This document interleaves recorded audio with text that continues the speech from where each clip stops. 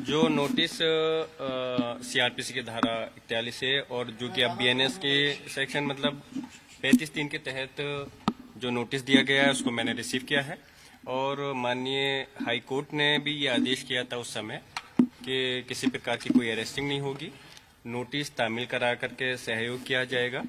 और मैं क्योंकि इस देश का नागरिक भी हूं और सांसद भी हूं, तो इसलिए मेरी जिम्मेदारी है कि मैं जो भी सहयोग और माननीय हाई कोर्ट का जो आदेश है उसका पालन करूंगा। जो भी सहयोग मेरी तरफ से होगा मैं कानून में के दायरे में रहकर पूरा सहयोग करूंगा।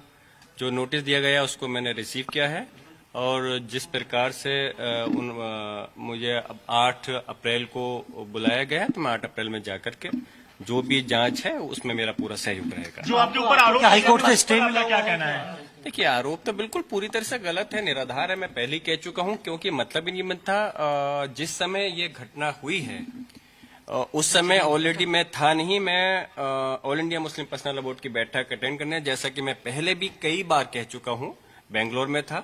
और जब 19 तारीख में 19 नवंबर को पहला सर्वे हुआ था उस समय मैं खुद मौजूद था।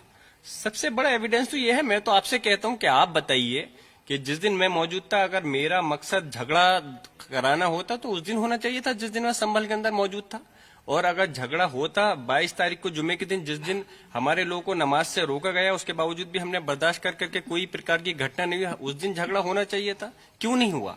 जिस दिन मैं वहां से बाहर हूं माहौल खराब हुआ। बल्कि मैं तो ये कहता हूं पूरी गारंटी जिम्मेदारी के साथ, अगर मैं 24 तारीख में संभल में होता तो ये घटना नहीं घटती। क्योंकि मैं जो भी खासतौर से मैं इस बात को जिम्मेदारी से कहता हूं, हमारे समाज के लोग माहौल मुसलमान खराब नहीं करना चाहते थे, लेकिन जिस प्रकार जिन लोगों ने भी इस पुलिस के उन्होंने माहौल या प्रशासन के माहौल खराब करने की कोशिश की, जल्दबाजी के अंदर माहौल खराब हुआ। मेरे रहते हुए वो माहौल खराब नहीं होता क्योंकि मैं दोनों तरफ से बात को सुन करके समझ करके बीच की वो कड़ी में बनता कि जिससे कि हालात को बनाए रखता और माहौल कभी खराब नहीं होता। जिस दिन मैं नहीं था उस दिन माहौल खराब हुआ, तो इसलिए जाहिर सी बात है ऐसा तो ये तो जो मेरे पर लगाया गया आरोप है वो बेबुनियाद है, निराधार है, उसका कोई औचित्य नहीं है। आपकी जो एफआईआर दर्ज हुई है उसमें आईटी एक्ट भी लगाया गया है और कई बार यह आरोप है कि सोशल मीडिया पे अफवाह फैलाई गई और लोगों को इकट्ठा किया गया। 8 अप्रैल को जब बुलाया गया है, आप इन्वेस्टिगेशन ज्वाइन करने जाएंगे?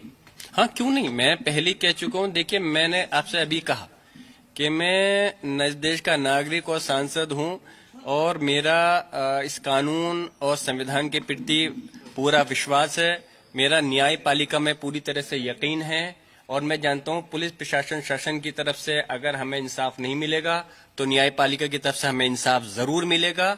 और मैं माननीय हाईकोर्ट के आदेश अनुसार जो भी मुझसे तवक्को उम्मीद की जा सकती है मैं पूरी तरह से सहयोग करूंगा। विवेचना में मेरा पूरी तरह से सहयोग रहेगा। Thank you sir. जो सदर साहब को गिरफ्तार किया गया, क्या उससे आपका उस पर कहना है और क्या उससे वो भी मना कर रहे थे कि भाई उनका कोई रोल नहीं है? देखिए, जाहिर सी बात है सदर साहब की उनकी जो गिरफ्तारी हुई है जफर साहब की, उसके लिए मैंने उसका विरोध अपना दर्ज किया है। कल संसद परिसर के अंदर जब मुझसे आपके ही सहकर्मियों ने, मीडिया कर्मियों के हमारे भाइयों ने पूछा था तो मैंने उनको बताया भी था कि उनकी गिरफ्तारी गलत हुई है और उन्होंने अपना सिर्फ और सिर्फ सहयोग ही पुलिस प्रशासन को दिया था। लेकिन बस उनकी गलती इतनी थी कि उन्होंने एक प्रेस कॉन्फ्रेंस कर करके अपनी बात को, जो उन्होंने देखा था उसको सच को उजागर कर दिया। इस वजह से उनकी गिरफ्तारी हुई। तो आपको लग रहा है कि अब जब आपको बुलाया 8 अप्रैल को तो गिरफ्तारी होगी या फिर से? अरे भाई, क्या मैं कोई चोर उचक्का डकैत थोड़ी हूँ जो गिरफ्तारी होगी यार? क्या मतलब बनता है गिरफ्तारी होने का? और मान लिए माननीय हाईकोर्ट ने खुद आदेश दिया है, माननीय हाईकोर्ट ने खुद आदेश दे रखा है टिल चार्जशीट कोई गिरफ्तारी नहीं हो सकती, तो क्या मतलब बनता है गिरफ्तारी करने का? और रही बात उसकी सहयोग अगर नहीं करता हूं तो तभी तो कोई बात होगी। जब कोई किसी उसमें कानूनी प्रक्रिया में सहयोग नहीं करे तभी तो उसके ऊपर सवाल प्रश्न उठ सकते हैं। आप पहले से क्यों इस प्रकार की वो बात रखते हैं? पॉजिटिव मैं बिल्कुल। पुलिस के लोग आए थे? हाँ, आए थे। क्या बोला है आप? आए थे। मेरा इंसानियत के नाते जो मेरा धर्म है, मेरा मजहब है, मैंने उनको बिठाया, पानी पिलाया। चाय मैं यहाँ खिला नहीं सकता, वेस्टर्न कोर्ट में रह रहा हूँ, अभी मेरा घर तैयार नहीं हुआ है, कैंटीन बंद हो चुकी थी।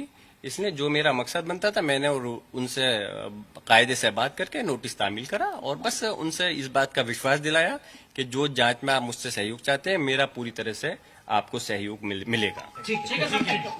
बिल्कुल ये है जियाउर रहमान बर्क जो जिन्होंने खुद ही जो है जो नोटिस है इन्वेस्टिगेशन ज्वाइन करने का वो रिसीव किया है और बता रहे हैं कि जो भी अगर इन्वेस्टिगेशन होगी और ये बिल्कुल पूरी उन्होंने कहा तरीके कि से कोऑपरेट इन्वेस्टिगेशन करेंगे को ज्वाइन करेंगे हालांकि और कोर्ट ने जो है इन्वेस्टिगेशन में इनकी शामिल गिरफ्तारी होकर को पुलिस किया के हर सवाल का जवाब देने के लिए